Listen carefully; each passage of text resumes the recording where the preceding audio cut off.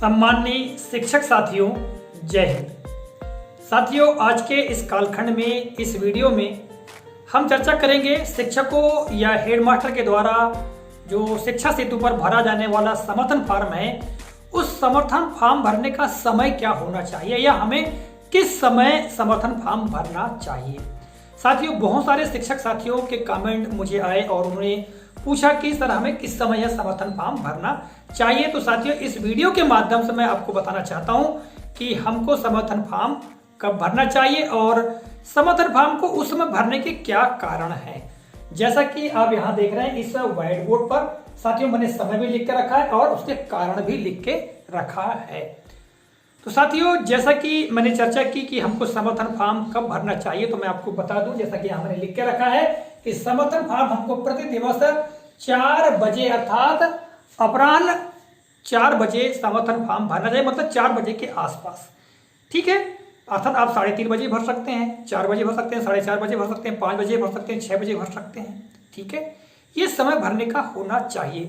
साथियों, ये केवल सुझाव है, मैं ये नहीं कह रहा हूं कि आपको ऐसा करना है। ठीक है, सुझाव इसलिए दे रहा हूं साथियों, उसके कुछ कारण है और देखिए उन कारणों को मैंने यहां लिखकर रखा है। सबसे बड़ी बात तो ये है कि जो जानकारी हम उस समर्थन फॉर्म में प्रेषित करते हैं वो प्रति दिवस की जानकारी होती है और साथियों, जब तक हम वो जानकारी हमारे विद्यार्थियों से हासिल नहीं कर लेते, उनसे प्राप्त नहीं कर लेते, तब तक हम यह समर्थन फॉर्म कैसे भर सकते हैं, भर ही नहीं सकते।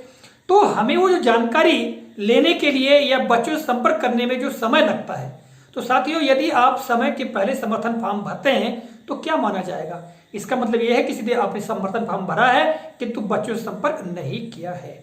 इसलिए समर्थन फॉर्म भरने का जो समय है वो क्या होना चाहिए, 4 बजे के आसपास।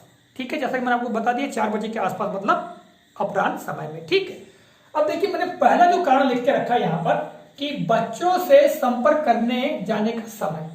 साथियों, प्रति दिवस जैसा कि हम अपने विद्यालय, जब हमारे विद्यालय ओपन थे उस समय जाते थे, हम लगभग 10 बजे के आसपास जाते थे अपने विद्यालय में। ठीक है, और दिन भर हम बच्चों का अध्यापन करते थे। तो लगभग हमारे शिक्षक साथी 10, साढ़े 10, 11 बजे अपने घर से भोजन करके बच्चों से संपर्क करने के लिए जाते हैं। ठीक है, तो साथियों हमको जाने में समय लगता है। ठीक है, यदि आप 10 बजे भी निकलते हैं तो आपको पहुंचने में लगभग 10:30, 11 बजे का समय लग जाता है। ठीक है, तो ये समय वेस्ट होगा साथियों। तो आप यदि 10 बजे 11 बजे समर्थन फॉर्म भर लेते हैं तो क्या माना जाएगा, आप खुद समझ सकते हैं। आगे देखते हैं हम।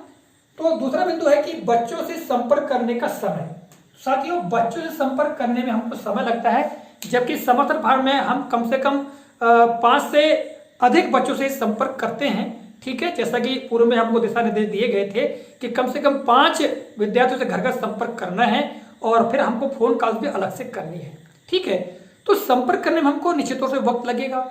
यदि हम एक विद्यार्थी पर जाते हैं तो उससे बातचीत करने में, उसका अभ्यास का चेक करने में हमको वक्त तो लगता ही है। अभी हम आगे और चर्चा करते हैं। तो आगे देखेंगे साथियों, तीसरा जो बिंदु है कि बच्चों के अभ्यास कार्य में लगने वाला समय, वह जानकारी प्राप्त करना। साथियों, जब आप संपर्क में जाएंगे तो बच्चों के द्वारा किया गया जो अभ्यास कार्य है, ठीक है, उस अभ्यास कार्य को आप चेक करेंगे। चेक करने में आपको वक्त निश्चित तौर से लगेगा। ठीक है, आप 1 पेज हिंदी लेखन, 1 पेज अंग्रेजी लेखन, है ना। यदि बच्चे ने कहानी सुना तो उसको अपने शब्दों में लिखा, तो उसको चेक करेंगे आप, है ना। पहाड़ा, गिनती, ये सब सुनेंगे बच्चे से। तो आपको एक बच्चे में कितना वक्त लगेगा, कम से कम आधा घंटा का वक्त तो लगेगा। ठीक है, इससे ज्यादा भी लग सकता है। आप फिर महत्वपूर्ण सुझाव देंगे बच्चों को। इसके अलावा अन्य जानकारी है, जैसे कि बच्चे ने 5 बजे 6 बजे खेलकूद किया कि नहीं किया, क्या खेलकूद किया, क्या योग ध्यान वगैरह किया या नहीं किया है। रात्रि का समय जो है 7 से 8 का, बच्चे ने कहानी सुना है या नहीं सुना है, कौन सी कहानी सुना है, उसमें क्या सुना है। तो ये सब जानकारी लेने में निश्चित तौर से आपको वक्त लगेगा। ठीक है, और जब वक्त लगेगा साथियों, तो आप समय से पूर्व किस प्रकार समर्थन फॉर्म भर सकते हैं। आपको यदि मान लो यदि आप बच्चों से संपर्क करते करते आपको लगभग 1-1.5 बच जाएगा निश्चित तौर से। यदि आप 5 बच्चों को भी संपर्क करते हैं तो आपको काफी समय लग जाएगा। ठीक है, जानकारी को एकत्रित करते हुए।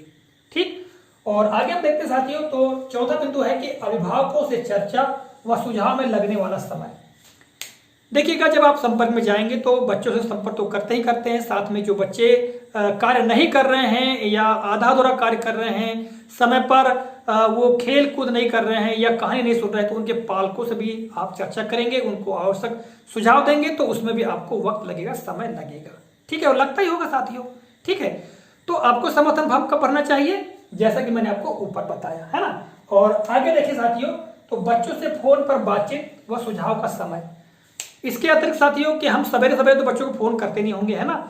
बच्चा जब डिजिटल वीडियोस देख लेता होगा, बच्चा रेडियो स्कूल का प्रोग्राम सुन लेता होगा, है ना। इसके पश्चात ही हम बच्चों से फोन पर संपर्क करेंगे और बच्चे ने क्या सुना, क्या उसने कौन सा अभ्यास कार्य किया, ये सब सारी जानकारी हम लेंगे। तो साथियों इसमें हमको निश्चित तौर से वक्त लगता है ना।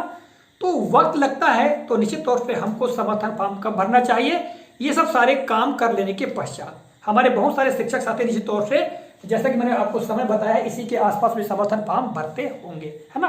किंतु मुझे कुछ शिक्षक साथियों ने कमेंट के माध्यम से पूछा था कि सर हमको समर्थन फॉर्म कब भरना चाहिए। तो साथियों इसी बात को ध्यान में रखते हुए मैंने कुछ महत्वपूर्ण बिंदुओं को लेते हुए आपको बताने का प्रयास किया है कि आपको, जैसा कि मैंने पूर्व में बता दिया, इस समय पर आपको समर्थन फॉर्म भरना चाहिए। ठीक है, और साथियों जाते जाते मैं आपको यह भी बताना चाहता हूं कि मैं कब समर्थन फॉर्म भरता हूं। तो साथियों मैं प्रतिदिन लगभग 4:30 से 5 के बीच में समर्थन फॉर्म भरता हूं, क्योंकि संपर्क करने के पश्चात सारी जानकारी ले लेने के पश्चात में मैं अपने समर्थन फॉर्म को कंप्लीट करता हूं। आशा करता हूं इस वीडियो में जो जानकारी मैंने आपको प्रदान की है यह आपको काफी उपयोगी लगी होगी। इसी आशा और विश्वास के साथ इस कालखंड से विदा लेता हूं। अगले कालखंड में पुनः आपसे किसी नए प्रकरण को लेकर मुलाकात होगी। तब तक नमस्कार, जय हिंद, वंदे मातरम।